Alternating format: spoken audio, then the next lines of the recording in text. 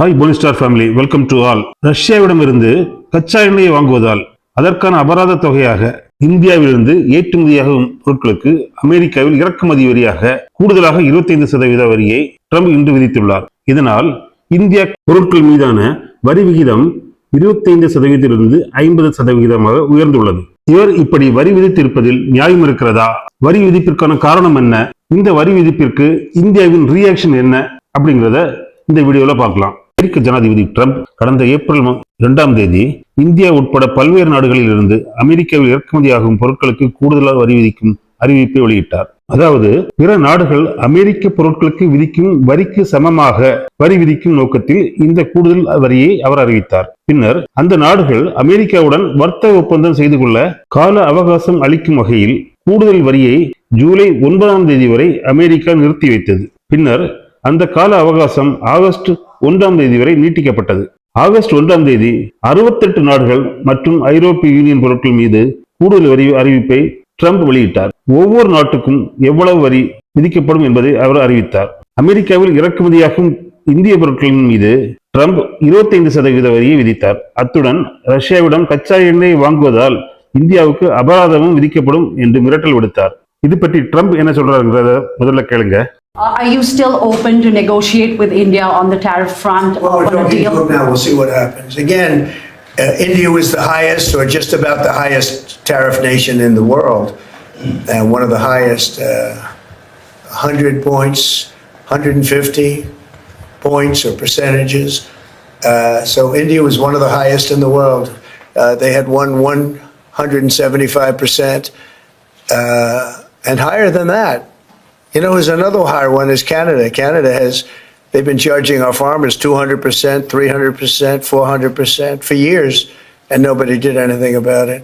But India is one of the highest, so we're going to see. We're negotiating with India right now. India உள்ளிட்ட 68 நாடுகள் மற்றும் ஐரோப்பிய union மீதான கூடுதல் வரி இன்று முதல், அதாவது வியாழக்கிழமை முதல் அமலுக்கு வருகிறது.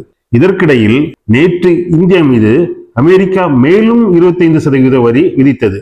இதற்கான உத்தரவில் நேற்று ட்ரம்ப் கையெழுத்திட்டிருக்கிறார். இதுக்கு ட்ரம்ப் என்ன ரீசன் சொல்றாருன்னா, ரஷ்யாவிடமிருந்து இந்தியா கச்சா எண்ணெய் வாங்கி வருவதை அதற்கு காரணமாக தெரிவித்தார். அவ்வளவுதான். ரஷ்யாவிடமிருந்து கச்சா எண்ணெய் வாங்குவதன் மூலம் உக்ரைன் போருக்கு இந்தியா நிதியுதவி செய்து வருவதாக அவர் கூறுகிறார். இதுக்கு முதல் முறையாட்டு இந்தியா பகிரங்கமாட்டு பதிலடி கொடுத்திருக்குது. அதாவது இந்தியா முதல் முறையாட்டு அமெரிக்காவுக்கு எதிராக வாயை திறந்திருக்குது. அதாவது ரஷ்யா கிட்ட இருந்து America uranium, palladium, fertiliser, chemicals இதெல்லாம் இறக்குமதி செய்துட்டு இருக்காங்க அப்படிங்கிறத இந்தியா அம்பலப்படுத்திட்டு. ஆனா ட்ரம்ப் அந்த பல்டி அடிச்சு ரஷ்யா கிட்ட இருந்து இந்த பொருட்களை அமெரிக்கா வாங்குறது பத்தி எனக்கு ஒண்ணுமே தெரியாது அப்படின்னு சொல்லிட்டு மழுப்பலா தெரிவிச்சிட்டாரு. தன்னோட நாட்டுல என்ன நடக்குது, தன்னோட நாடு இந்த நாடுகளோட பிசினஸ் பண்ணிட்டு இருக்கு அப்படிங்கிறது கூட தெரியாம லாஸ்ட் டைம் 4 வருஷமும், இந்த டைம் 1 வருஷத்துக்கு மேல அமெரிக்க பிரசிடென்டா அவர் இருந்திருக்காரு. ரஷ்யா கிட்ட இருந்து தொடர்ந்து கச்சா எண்ணெய் வாங்கிட்டு வர்றதுக்காக ஃபைன் போடுறோம் அப்படிங்கிறதுக்காக அடிஷனல் டாக்ஸ் போட்டிருக்காரு ட்ரம்ப்.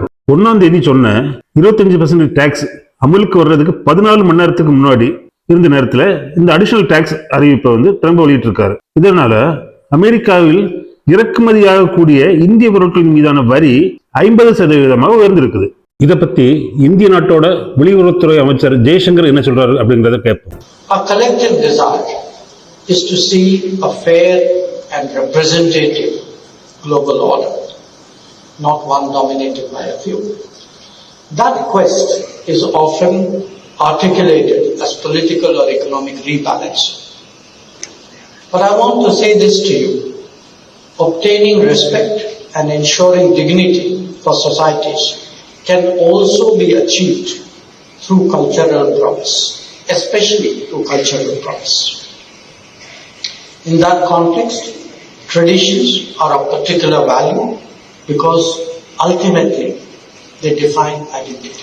அமெரிக்கா பிரேசிலுக்கும் ஒரு 30% வரி போட்டிருக்கு. பிரேசில் பிரதமர் லாலு டா சில்வா இவர்கிட்ட நிருபர்கள் இதை பத்தி கேட்டுக்கும் போது அமெரிக்க அதிபர் ட்ரம்பிடம் இதை பற்றி நீங்க பேச போறீங்களா அப்படின்னு கேட்டாங்க. அதுக்கு அவர் அமெரிக்கா கிட்ட பேச மாட்டேன், இந்திய பிரதமர் மோடி கிட்ட நான் பேசிக்கிறேன் அப்படின்னு சொல்லிட்டாரு. இந்த சூழ்நிலையில் அமெரிக்காவின் ஈழச்சதிகாரத்தை முறியடிக்க இந்தியா நம்முடைய பக்கத்து நாடான சீனாவுடன் கைகோர்க்கும் சூழ்நிலை உருவாகிறது. அதற்கான பேச்சுவார்த்தையும் தொடங்கியுள்ளது. இந்த நிலையில் இந்த மாத இறுதியில் பிரதமர் மோடி சீனா செல்ல இருப்பதாக தெரிகிறது. மொத்தத்தில் ரஷ்யாவிடமிருந்து அமெரிக்கா பொருட்களை இறக்குமதி செய்தால் அது உக்ரைன் போருக்கு ரஷ்யாவுக்கு பொருளுதவி செய்ததாக ஆகாது.